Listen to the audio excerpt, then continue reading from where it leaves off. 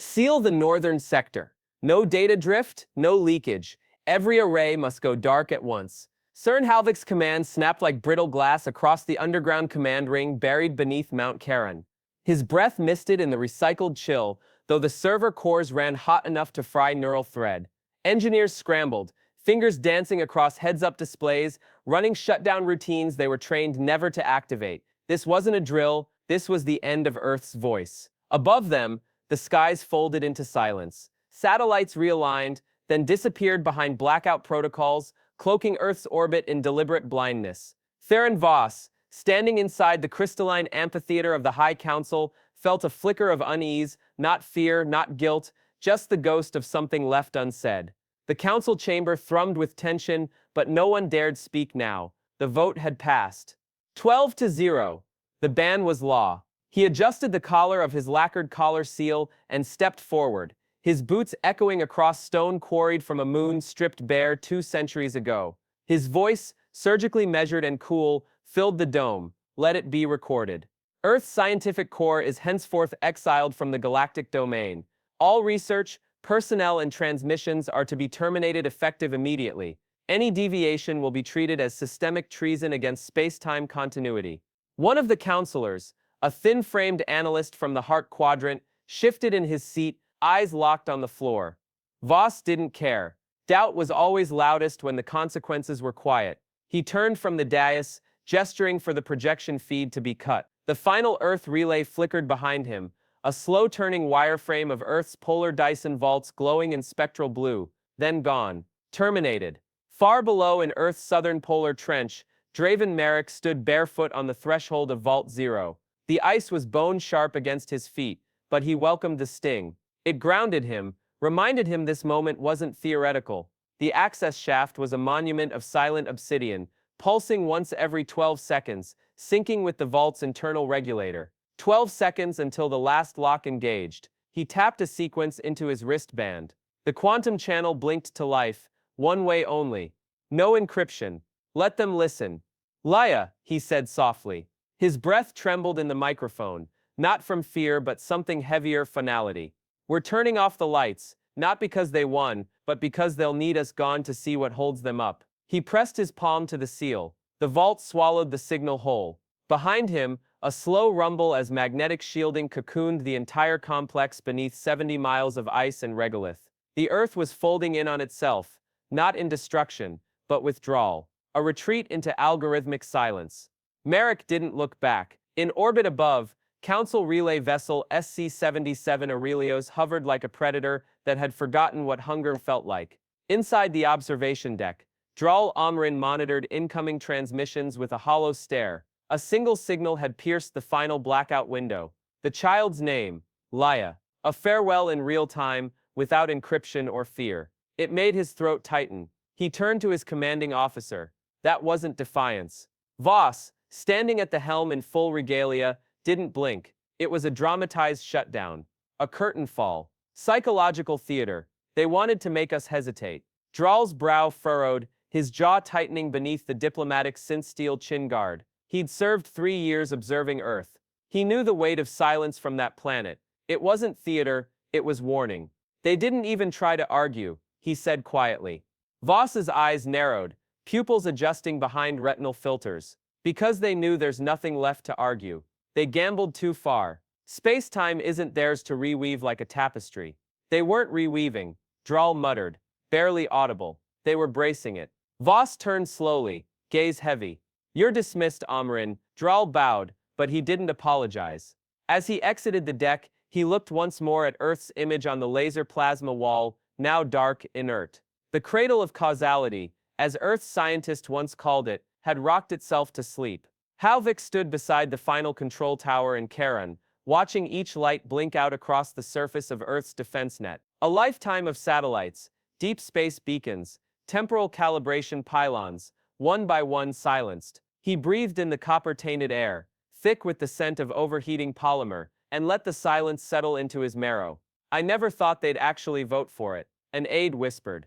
Halvik didn't answer. He touched the data shard embedded in his jacket.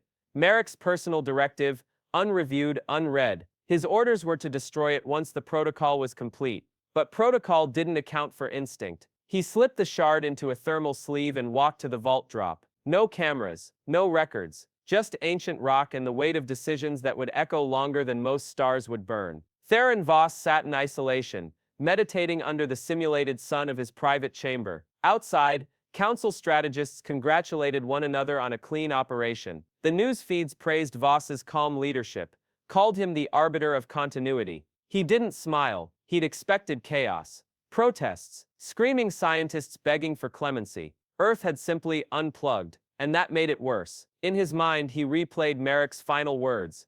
"They'll need us gone to see what holds them up." What arrogance, he thought. But it itched, not in his conscience, but deeper in the equations. The variables Earth once mastered, now inaccessible, too dangerous to reconstruct without them. As if humanity had become a necessary constant, and they had just removed themselves. He stood abruptly and strode to his private vault, accessing a sealed file left from Earth's data pool before the cutoff. A theorem, untitled, incomplete, authored by Merrick. The equations twisted into dimensions Voss didn't recognize. Some of them weren't just unsolvable, they were unstartable. Outside the chamber, silence pressed in, not peace, but absence. Like something enormous had stopped moving. And no one had noticed until now. Voss shut the file. The council had won. Earth was silent. But silence, he realized, wasn't surrender. It was structured, waiting to be missed. Why is that star pulsing like it's breathing? Varun Skell asked it out loud without meaning to. The anomaly had blinked at the edge of Sector Lice 9 for 48 seconds before stabilizing into a glow outside any known classification. It didn't dim. It didn't flare. It throbbed, with a rhythm that had no root in stellar mechanics. A few more seconds, and it blinked again, gone. Inside Observatory Talaris, the low-level analyst rubbed his jaw, not because he was thoughtful, but because the vibration in his molars hadn't stopped since the pulse ended. He tapped through the feed, cross-checking neutrino scatter across 8 years of baseline telemetry. No fluctuations matched this one. And stranger still, behind the echo signature, something else had ridden the spike, a voice. He scrubbed it again, faint, layered, not in any language, but rhythmically spaced like one. He leaned forward, tapping commands on the heads-up interface. The display fractured briefly, rendering the waveform into an energy contour. The patterns twisted into a shape, not unlike a glyph. He swallowed hard, then ran the extraction protocol with one hand, while the other triggered the outpost's quietest alert flag. Not full emergency, not yet. Behind him, wind clawed against the observatory dome, dragging dry sediment in hissing arcs across reinforced alloys. It almost sounded like breath. Theron Voss tapped the edge of his data crystal against the projection table, watching a replay of Fleet Divinity's return. The ship's hull, once smooth and symmetrical, was contorted into a corkscrew half its original axis. The outer shielding looked melted inward, as if light had tried to reverse through it. 22 crew members remained. 43 had been on board when it left. "Explain the age anomaly again," Voss asked, his tone unreadable. "They were gone 11 hours by Council sync," said Admiral Ren Kaur, "but the biosigns show some aged over 4 decades. Others," he paused, jaw tight, "others dissolved mid-return." Voss raised an eyebrow. "How? We think they phased in before the ship did." The counselor across from him grimaced. "That's not how FTL boundaries behave." "It is now," Kaur replied. Voss dismissed them all with a hand wave, stepping into his private debrief zone. The chamber hissed closed behind him. He stood for a moment, letting silence nestle into his thoughts. The fleet had launched toward a calibration node, a sector the Council once used to measure galactic constants, a place Earth had been responsible for maintaining before the ban. His eyes drifted toward the edge of the display. Multiple nodes were now returning error states. Not just false readings, incomprehensible ones. Mass showing negative values, causality flags blinking out of order, time drift measured in heartbeats. Still, he muttered, it's systemic decay, not sabotage. But he didn't believe it. Varun sat with his back to the observatory's north window, tuning out the creaks in the frame as he played the audio through a low-fidelity repeater. He'd spent 6 hours isolating the waveform that didn't belong. The whisper repeated, "They'll need us gone to see what holds them up," not speech, not even a transmission. An imprint embedded into the neutrino flux. It hadn't been sent, It had existed alongside the pulse. He shivered, staring into the grain of the audio map. He shouldn't be the one seeing this. There were protocols, clearance levels, hierarchies, but the moment he sent this forward, it would vanish into bureaucratic filters and reappear stripped of its meaning. So he copied the waveform to a private node and deleted the local buffer. Not out of secrecy, out of survival. Fleet Reconciliation Array 14B didn't respond when called. It drifted on the edge of a binary cluster, interior lights still flickering across its ventral hull. Rescue ship Indivore docked cautiously, magnetic clamps groaning from mismatched alignment. Boarding crew entered without resistance. What they found inside was wrong. The bridge crew had been frozen mid-motion, hands outstretched, mouths open, caught like mannequins mid-performance. But their skin was transparent. Organs pulsed visibly inside, slowly, then fast, then still. The environmental systems read normal. There was no radiation, no contamination. One officer blinked and evaporated, not in heat, not in light, just absence. The logs ended at a timestamp that didn't exist. Literally between 3:18 and 3:19, there was no time. Voss received the report and said nothing. He stared at the final frame, a crewman writing on the wall with his own fingernail. The word was calibration. Council hall buzzed, not with chaos, but with controlled avoidance. Sectors were being cut from navigation networks, not quarantined, excluded. Starships were being reassigned routes at illogical angles, not to avoid danger, but uncertainty. Voss watched it unfold and felt the structure shifting beneath his feet, not physically, but foundationally. The constants that held their maps, their propulsion, even their calendars, were being rewritten or unpinned. One aide entered silently, a junior analyst from an outer sector relay post. Counselor Voss, we received a private report from Observatory Talaris. Low-tier analyst flagged a neutrino spike with embedded data. Voss looked up. What kind of data? Voice pattern, human, possibly Earth-based. Voss straightened. Show me. The analyst hesitated. There's more. The background radiation pattern matches Earth's last transmission window. It's not a new message. It's an echo. We think it wasn't broadcast. We think it was always there. Voss stood slowly, like a man rising into gravity he no longer trusted. The analyst stepped back. Secure the original. I want to hear the full file. Personally. No compression. No filters. Yes, sir. Varun watched his private terminal flicker. The waveform he saved was gone. Not corrupted. Not tampered with. Erased. But in its place, something else pulsed. A glyph that hadn't been there before. He reached for the shutdown command, but the screen stayed lit, lines of code pulsing in sequence. And at the center, a message built itself letter by letter. You are seen. His hand trembled as he severed the power manually. But even in the dark, he felt watched. Not by a person, but by a pattern. Something woven so deeply into reality that the act of noticing it opened a crack. Outside, the stars blinked in a pattern he didn't recognize. They weren't twinkling. They were adjusting. Sector Phi 7 just went dark for 6 seconds, said Commander Yesik, eyes darting between heads-up telemetry panes. Theron Voss's gaze didn't lift. Reboot the relay net, run a loop diagnostic. That sector was marked stable yesterday. It reappeared, Yesik continued. But with altered photonic shift, spectral classes changed. 2 suns now read as Class D. Last week they were O-types. Either the stars evolved overnight, or the constants governing them have shifted. Voss exhaled without sound. He pressed 2 fingers to the side of his neck, toggling his neural bridge. The bridge shimmered on the laser plasma display, lining simulation overlays in dull amber. Streams of impossible figures painted the edges of the visible light chart. Light speed velocity was no longer a stable constant. Some of the math no longer concluded. Equations rounded into infinity instead of returning real values. Recursive logic loops replaced closed-form expressions. Can I see it? He asked. Yesik hesitated, then swiped 2 fingers leftward. The room dimmed. Star patterns flickered across the wall like a theater curtain stitched from unraveling code. The last snapshot from Phi 7 played. The stars inside rotated counterclockwise for 3 frames, then inverted. Not just movement, but causality flipped. Voss said nothing.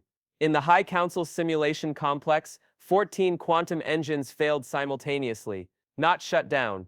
Not fried. Refused to run. Observers described the failure not as mechanical but epistemological. The universe no longer permitted modeling. Algorithms spiraled into blind recursion, inputs yielding outputs that became new inputs without end. One sim burst into static and spat back fragments of its own architectural code. One technician reported seeing her own heartbeat mirrored in the display before the system collapsed. She walked out afterward and hasn't spoken since. Voss stood alone inside the original band chamber, once a place of authority and now stripped of all functional systems. The central table was cold stone. The display ring deactivated, layered in dust, only memory lingered. Those decisive moments when Earth had been judged, exiled, cut from the lattice of galactic coordination. His boots echoed off the domed ceiling as he approached the edge of the platform. The floor beneath once projected Earth's biosphere in dynamic, rotating scale. Now it was just a darkened pit where decisions had died. He activated his portable console. No connection to council systems, only Merrick's voice, encoded and filtered, looped again and again. We're turning off the lights. Not because they won, but because they'll need us gone to see what holds them up. Voss lowered the volume but didn't stop the playback. What did you build, Merrick? He stared at the playback's waveform, not the content, but the shape. It didn't loop evenly. The spacing between syllables wasn't static. It stretched. Subtle dilation, not just audio irregularity, space-time influence within the recording itself. He downloaded the segment onto a standalone shard. No compression, no encryption. Then he left the chamber in silence. Field Agent Trellock, stationed at a remote observatory 2 sectors beyond council reach, sent an unfiltered report that arrived 12 hours before it should have existed. The transmission timestamp was from next week. Trellock's voice wavered through static. I watched the Eltari cluster disappear. Not a blackout, not a cloak. Just gone. Like something pinched the light off at the source. He paused. Then, hours later, it reappeared. Stars mismatched, planets shifted. One of the moons was spiraling inward like it was being unwound. Their orbits don't match any known law. I checked twice. Then I stopped checking. The final frame of his report was a star map, overwritten by a blinking marker shaped like a spiral turned inside out. Inside council archives, simulation engineer Varan Greff stood beneath a full neural cascade, rerunning Merrick's final known theorem. He had locked himself in for 3 days. No rest cycles, no food sync. What he found on the 3rd iteration was not an error but an instruction. Inside the recursive algorithm, Merrick had embedded a waveform that only triggered once the simulation failed 3 times in a row, a conditional trapdoor. The equation didn't simulate spacetime. It corrected it when calibration was lost. Varan played the hidden message. Merrick's voice again, deeper, slower. We gave you a floor to walk on. You lifted your foot and said we were arrogant for laying it. Now feel what stumbles when you remove the ground. Varan backed away, staggered. He didn't call for help. He copied the file to a cold data stack and slipped it into his inner jacket. He walked out without speaking. Voss, seated in his private chamber beneath an artificial aurora strip, reviewed the array decay logs. Each region previously governed by Earth's oversight showed shifts in spectral behavior, gravitational equilibrium, or more terrifying, chronotemporal regression. In Sector Varel, a fleet vanished during an in-transit shift. They rematerialized with their own mission logs, reporting that the council never existed. Voss watched the playback. A commander sobbing in disbelief, surrounded by crew pulling teeth from their mouths, each one stamped with the Earth emblem, though they had no contact with Earth in over a decade. He froze the screen. None of this holds, he whispered. The council had ruled with authority forged from structure, from constants, from knowing that reality was navigable, but structure was unraveling, not in chaos, in pattern, a pattern that had been built, then abandoned. Yesik returned to Voss's chamber with the latest star map render. 71 recorded blinkouts this week. 11 reappearances, all with different color indexes. Voss nodded. Any commonality? Yes. Yesik hesitated. Each one used to be part of Earth's calibration loop before the ban. Voss leaned back. We didn't sever them from power, he murmured. We severed ourselves from the power they gave us. Yesik opened his mouth to speak, then thought better of it. Voss stood. Rebuild the projection table. I want to run Earth's last relay frequency through every known constant, every law, every threshold. Match it against the decay pattern. Which decay pattern? All of them. In the deep field, another simulation lab crashed. No explosion, no warning. The math simply refused to hold. Light refracted at the wrong angle. Color bled from surfaces that shouldn't even reflect. Time inside the lab no longer flowed consistently. The senior engineer stepped out 12 minutes before his apprentice had entered. No one asked questions anymore. They just marked the zone red and deleted its access node. I didn't come to confess. I came to correct what you broke. Dral Omrin stood at the threshold of Voss's private observatory, the door's kinetic seal still hissing behind him. His eyes, sunburnt from weeks in deep space exile, glinted with something dangerous clarity. He looked thinner, colder. No weapon drawn, just a data prism in his left hand, its edges flickering with encrypted pulses, like a quiet heartbeat held in glass. Voss didn't stand. He simply stared, as though weighing whether the man across from him still existed in a thread of time that mattered. You defected, Voss said. I defected to what remains, Dral replied. You sent me to observe Earth. I did. You silenced them. I watched what followed, and now you're asking questions only they answered centuries ago. Voss's expression didn't shift, but his fingers twitched subtly against the console embedded in the desk. A silent command activated the room's neural dampeners. No outbound signal, no real-time surveillance, isolation field. He gestured once. Dral stepped forward and laid the prism on the table between them. Voss studied the surface. Glass not holding light, but refracting it wrong. Reflections bent into angles his eyes didn't follow. What is it? Voss asked. Voice nearly inaudible. The last recursive data branch, Earth uploaded to Vault 0 before blackout. Merrick called it a harmonic buffer. You thought it was a vault for information. It wasn't. Voss frowned. Then what was it anchoring? Dral lowered himself into the seat across from him, every movement strained like he hadn't slept for days, because he hadn't. Causality, he said. The decoding took hours, not because the encryption was difficult, but because the logic framework didn't run on council systems. Voss and Dral had to rebuild segments of Earth's deprecated Axion decode platform from archived microsyntax, a process that required remapping command strings into thought-synced gesture. The prism unfolded its payload, like a patient surgical dissection. Merrick's voice emerged at the end of a subatomic modulation band, far below auditory thresholds, but the playback rendered it as sound, layered beneath a visible waveform coded into gravitational phase pulses. We didn't protect ourselves from them, Merrick said. We protected them from what we turned off when they silenced us. Voss leaned back. The voice carried no malice, no spite, just exhausted finality. He listened again. Merrick continued. You modeled the universe. We held its calibration. We were never building control systems. We were maintaining alignment. Your simulations crashed because their ground states lost fidelity. The constants you trust aren't constants anymore. They're slipping, and there's no surface underneath. Dral looked away as the final string revealed itself.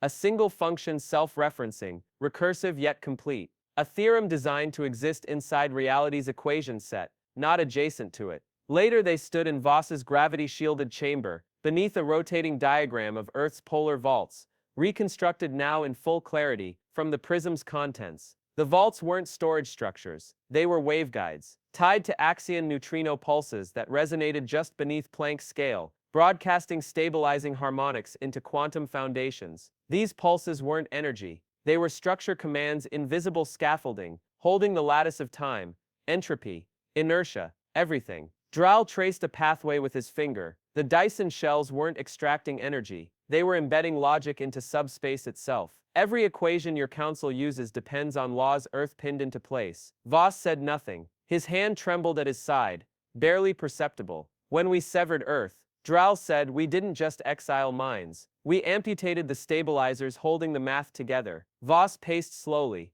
breathing through clenched teeth, and Merrick just let it happen. Dral turned toward him. He tried to warn you. In the lower decks of the council archive, Veron Greff, a quiet theorist forgotten by most, received a relay packet without origin stamp. Inside the theorem, Merrick's theorem, at first he thought it was mockery, but the more he read, the more he understood it wasn't a formula. It was functionality. Earth hadn't built a defense. They had accepted the inevitability of being banned and rewired the lattice to collapse safely in their absence. A failsafe that didn't trigger on attack, but on isolation. He rewired the council simulation engine to test it. The lab lights blinked as the engine self-shielded from local time distortion, then unfolded the first pulse. Everything stopped. The sensors didn't record failure. They recorded absence. Light paths terminated into nulls. Mass measurements returned zero. One simulation window displayed a star, then imploded it back into potential, not energy. Veron stood still, whispering to himself. This wasn't vengeance. This was prevention. Merrick didn't destroy reality. He pulled away the crutch we never knew we leaned on. He wrapped the core file in containment and sent it to Voss with one sentence. We built ships. They built scaffolding.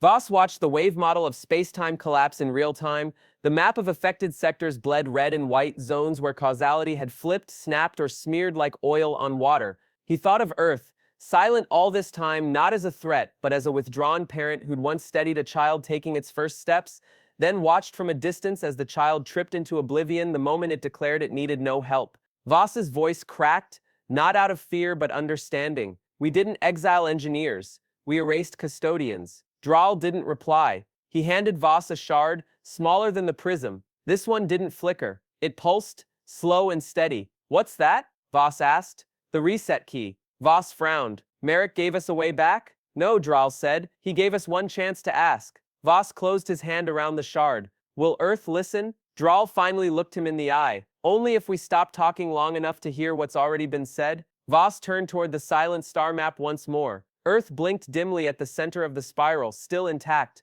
untouched, unseen. He felt like a man staring at the foundation of a building, after discovering the walls were never load-bearing. He tapped the console. One message. Unencrypted. Minimal signal. No command. Just a question, and silence in return. Sector Valor just inverted, Goran Volk said flatly, the words tumbling out like stones. All telemetry flipped, gravity vectors are reading outward. One of the moons tore apart from the inside out. Voss didn't respond immediately. He stared at the laser plasma display, where the gravitational map shimmered like a wound bleeding through simulation. The orbital pattern of Valor's third moon bent backward, looping once, then collapsing inward as if falling into its own unmade blueprint. It ruptured along a rotational fault line that doesn't exist anymore, Goran added, blinking rapidly. We double-checked those geological folds were erased 2 cycles ago. You're saying history rewrote itself, Voss murmured. I'm saying cause and effect are no longer seated in the same seat. Voss gestured for silence. He needed clarity, not speculation. The air inside the chamber was dry, too still, like it had been paused alongside the rest of reality. In a research outpost orbiting the red dwarf pair in Yentris, time buckled at 0400 Council time, the logs showed it clearly. For 3.8 seconds, every recording device rewound. Scientists reached for tools they'd already set down. Sentences folded back into unfinished thoughts. A drinking glass reassembled itself from shards, hovered mid-air, then fractured into light. When forward time reasserted itself, 2 engineers were gone, their names erased from the personnel manifest as if they'd never existed. Their families received no notification. The system couldn't locate them in its own memory. Voss studied the event logs with unblinking focus. Data from Merrick's prism was still decoding, though even Earth's waveform schema was beginning to stutter. Reality didn't want to be measured anymore. He turned to Draal, who hadn't spoken since delivering the reset shard. Can the vaults be reactivated remotely? Draal shook his head slowly. You'd need Earth's original sync codes. They were buried in gravitational lattices, not keyed to language or device. Voss leaned forward. Then how did Merrick design the fallback? He didn't, Draal said. He was the fallback. Voss paused. The vaults weren't just machines. They were harmonic extensions of the minds that built them. Merrick encoded his thought structures into the scaffolding. Without his cognition or someone who shares that blueprint, the system reads all external commands as corruption. Voss turned away. For a brief moment, he looked older than he ever had. Messages sent to Earth bounced back in fractions of a second. Not errors, reversals. They returned as mirror images of their original signal, lettered backward in perfect opposition. A test broadcast from the Council's central relay returned before it had finished sending. The content was intact, just inverted, as though Earth had become a temporal reflector, not a receiver. A second message came back before it was transmitted. That one contained the original command to ban Earth.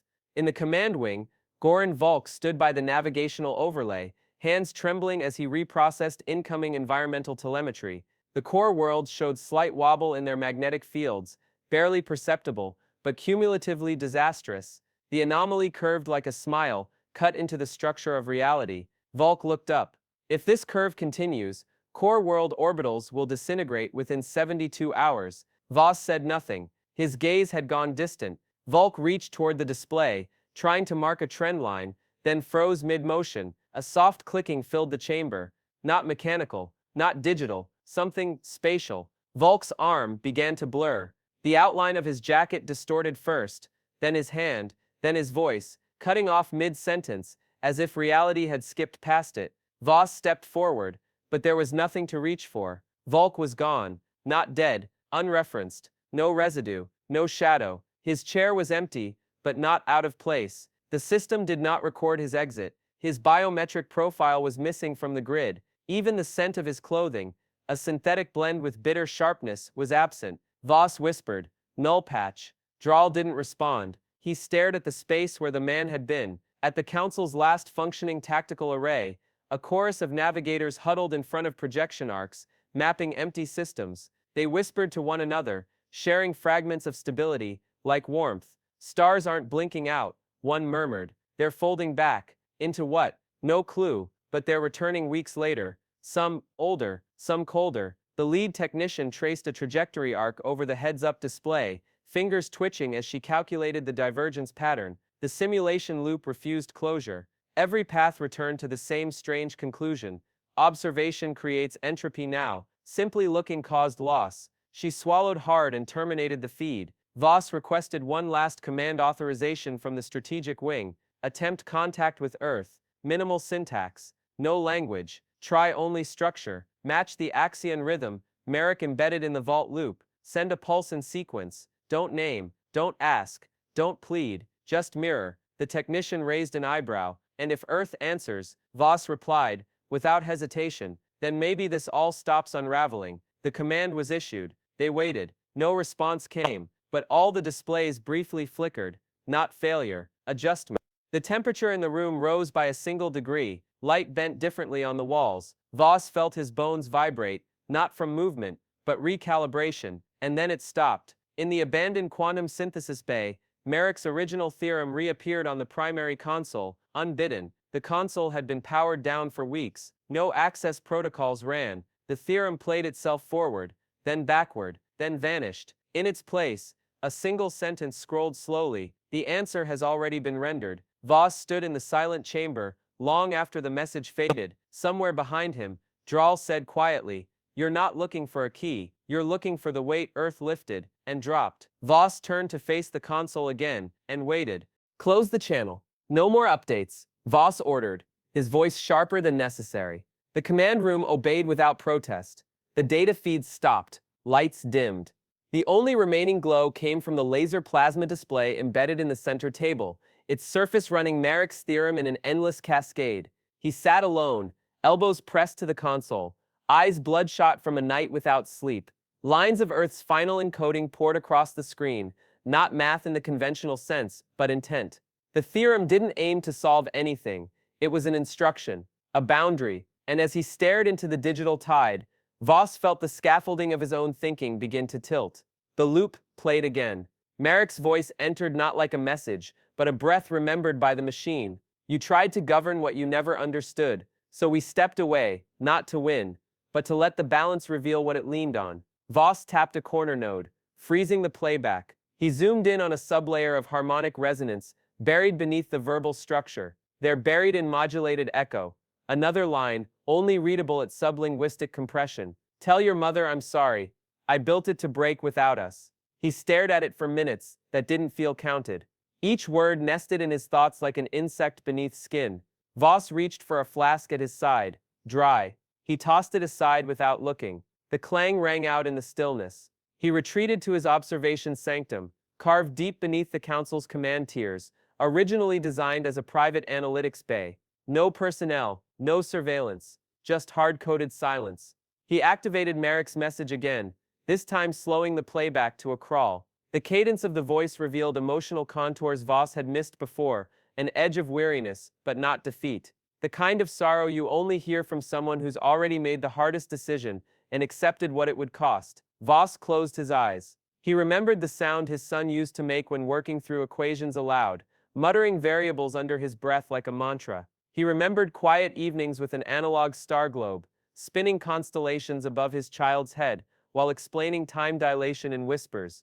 Those memories felt distant, not from age, but because the lattice that had carried them was fraying. Memory itself was beginning to slip from its moorings. He opened his eyes and addressed the room. Record sequence, null space encryption, one user only. A confirmation pulse answered. This is for Aurel Voss, my son. If this reaches you, it means the grid still holds barely. He hesitated, then exhaled. I told the council we were preserving the known, when in truth, I never understood what we built our laws on. We named constants after ourselves. We assumed the universe would keep obeying once we removed the hands that steadied it. We were wrong. I was wrong. And when I silenced Merrick, I severed the keystone holding everything upright. He swallowed hard, something catching in his throat. I'm not asking for forgiveness, just context. You deserve to know your father didn't watch it fall without realizing what he'd broken. He ended the message. The console folded the file into a quantum-sealed capsule, time-keyed and stored in null space, until retrieval conditions were met, if those still mattered tomorrow. Above the observation deck, Council Command tried to execute the Universal Stabilization Override Protocol. The operation was simple. Flood the lattice with recalibrated constants, values averaged from the last stable century, a synthetic patch to overwrite chaos with consensus. The order was dispatched. The network accepted the command. Then nothing happened. No reaction, no adjustment, no failure code, just non-existence. As if the protocol had tried to write to a memory space that no longer contained a universe willing to read it. One technician wept silently as the override display blinked out. Another adjusted her collar and walked into the next chamber, never returning. Voss watched the record. He didn't speak. Instead, he reran Merrick's theorem again and again, listening for something he'd missed. The playback always ended the same way. We built it to break without us. It wasn't a threat. It wasn't even mourning. It was mechanical honesty. Earth had laced its stabilizers with human cognition, measured emotion, encoded pattern recognition, predictive empathy. When the Council exiled Earth, it didn't kill the system. It withdrew the user interface. Reality didn't crash. It defaulted. He left the chamber long after the artificial light dimmed. In the corridor, Drow waited. They initiated the protocol. Drow said. It failed. No confirmation. No refusal. Just void. Voss nodded. It's too late. The constants won't accept overwrite without their origin keys. And the origin? Drow asked. Voss looked upward, through the metal, through the stone, as though sight might transcend layers. It wasn't Earth, he whispered. It was what Earth understood. Drow watched him. You're not going to the Central Forum? They'll shout at physics and call it rebellion. I've got nothing left to contribute to that. A moment passed. You sent the message to your son, Drow said. Voss gave a tired half smile. It's the only thing I've done today that might still exist tomorrow. Drow didn't press further. They stood together without words, as the hallway darkened by one lumen, subtle, but measurable. Another calibration point dissolving. Every structure we built, Voss said at last, every law we upheld, every map we printed, was drawn on paper we never owned. And Earth? Drow asked. Voss turned. They never fought us. They just stopped holding the compass steady. 3 more sectors blinked off the star map, said analyst Roran, his voice flat but stretched thin. No stellar remnants, no radiative trails, just subtracted. Voss didn't look up. His focus remained on the fractal inversion rotating across the central laser plasma interface, a broken symmetry where a coordinate system used to be. The spiral didn't end. It folded, looped, then stopped showing anything measurable. His hand hovered over the pause command, but he didn't press it. They were anchor sectors, Roran continued, used to validate gravitational alignment across the lattice. All of them gone in the last hour. Gone, Voss repeated, as if tasting the word, or rewritten. Roran hesitated. Nothing left to compare against. In the commercial hub of Solvin Row, floor glass peeled away like drying leaves, not shattered, drawn upward. Transparent plates melted along non-thermal vectors, pulling toward unseen pressure points that didn't register on any instrument. The smell wasn't chemical, nor burnt. The air shifted temperature without warning, first warm, then icy, then both. Gravity vectors reversed for 18 seconds, enough time for over 200 citizens to lift off the floor, scream, then vanish mid-arc. Their shadows, however, remained fixed like painted smears against walls that no longer held orientation. One technician reported the shadow of a child running upward across the ceiling. No child was ever logged on the manifest. No cameras worked long enough to verify.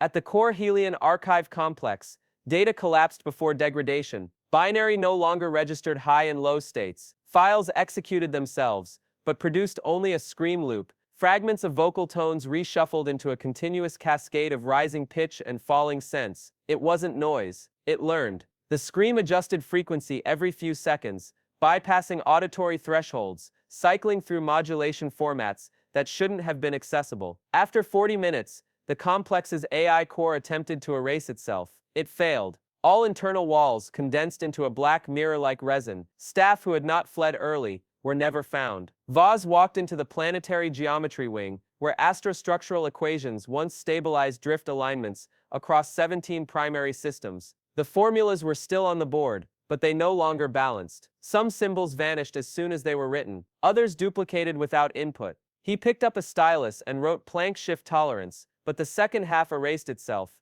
refusing coherence. Next to him, a junior researcher whispered, "Language keeps folding. It's not just code, it's us." Thought syntax won't bind. Voz didn't answer. He stared at a rotating diagram of Core Helion's former architecture. The structure was still technically present, coordinates matched, but the visuals were nonsense. Light patterns refracted at impossible angles, and color bled across axes, like paint thrown onto a frozen waterfall. In orbit above Knoll 6, a containment vessel opened for scheduled maintenance. Inside were 8 stasis capsules, marked with council emblems and registration seals. They were empty. No life signs. No breach detected. Their last log showed entry validation from 21 days ago. Crew logs listed the passengers, scientists assigned to calibrate planetary spin harmonics. Voz read the names. He'd approved the mission himself. He looked at the capsules again, then back at the report. There was no discrepancy in the records. But the people were gone, not erased, unreferenced, as if they had never arrived.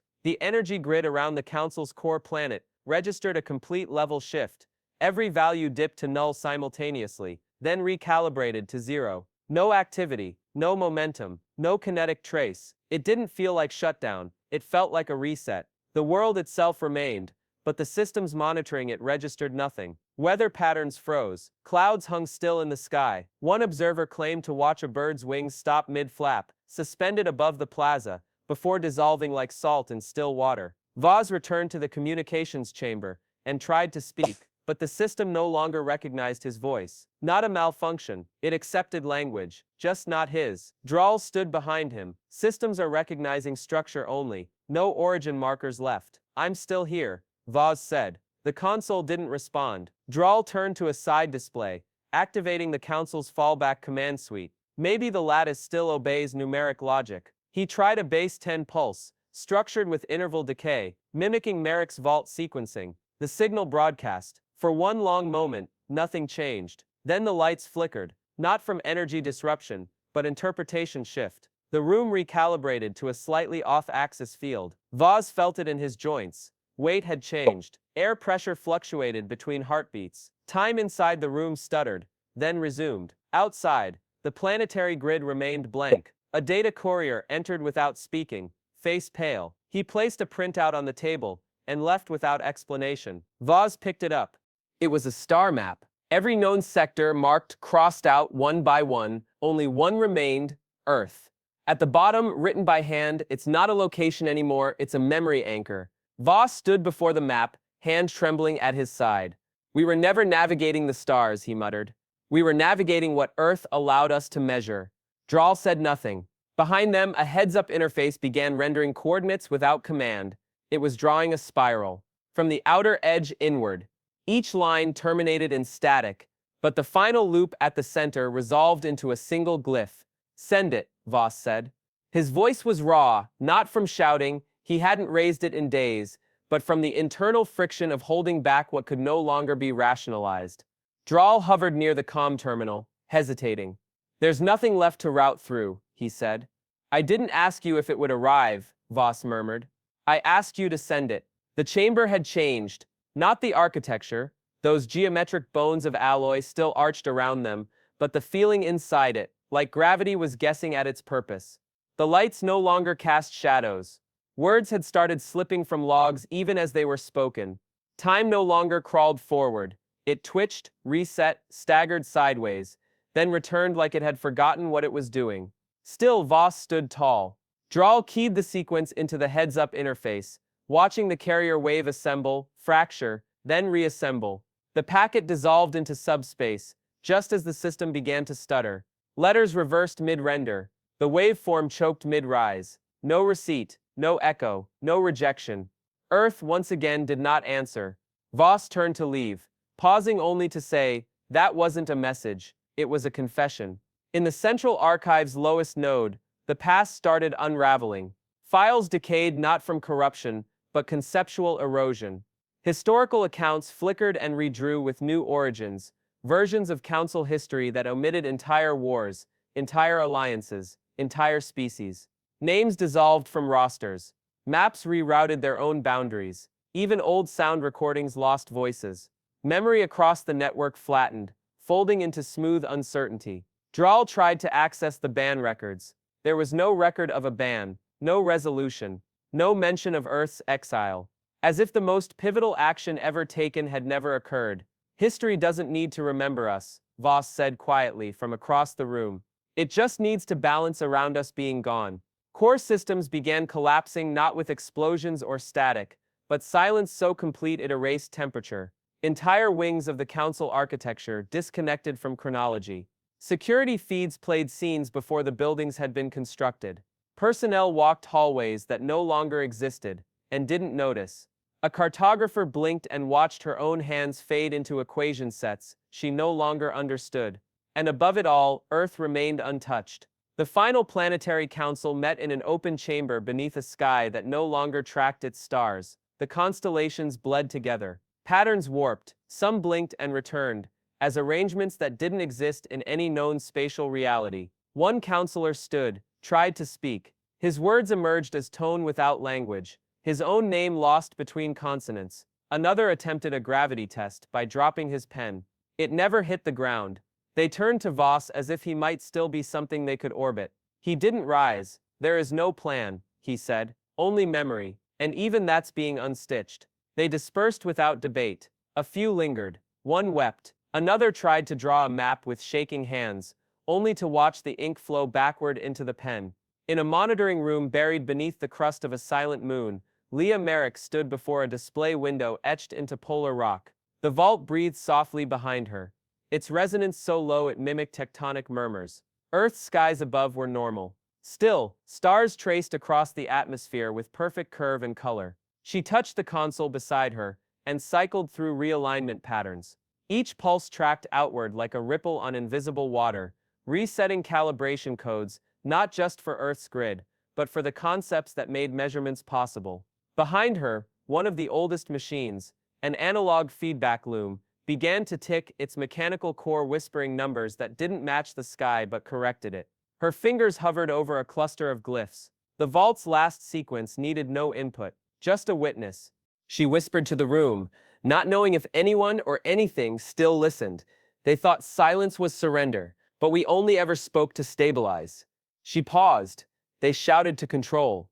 We listened to hold steady." She pressed one glyph. Anchor release. The loop disengaged, not with a thud, not with fanfare, but with an exhale that echoed backward across the lattice of time itself. Elsewhere, council sectors continued blinking out, not as failures, but recalibrations. Physics no longer answered to order. Stars folded in patterns that defied rotation. Space curved into lattice arcs that intersected with themselves across timelines. Voss stood in the hall, outside the now empty archive, his coat unbuttoned, his mind unfastened. He looked up at a sky he no longer recognized. A blue that might have once meant trust, or was it depth? He held the null space shard that carried his message to his son. Whether it had been received, he'd never know. Whether the concept of a son still made sense, he couldn't say. Draal approached one last time. "We could try rebuilding from Earth's theorem," he offered. Voss shook his head slowly. "That would assume we're still qualified to hold the compass." Draal placed a gloved hand against the last operational interface. No council, no edicts, just the truth. "What's left of it?" Voss agreed. He turned once more toward the star map. There were no stars left, only a center, and it pulsed. Not light, not code, presence. Beneath Antarctica, inside a chamber sealed generations ago, systems powered down for the last time, not because function failed, but because there was nothing left to balance. Earth's calibration field faded gently into quiescence. Leah Merrick stood at the threshold. She felt no grief, only closure. The vault had done its work. The scaffolding had held as long as it needed to. The stars had spoken, not in words, but in how they vanished when misunderstood. She turned from the vault and walked into the wind. Above her, the aurora shimmered in patterns older than speech. Not signals, not warnings, just memory. In the final simulation log, one untouched by decay, hidden in a forgotten file cluster, a single line remained active. Rendered in base 7, the script slowly retranslated itself until it settled into words a child could understand. The universe was never ours to command, only to be calibrated by those who loved it enough to let go.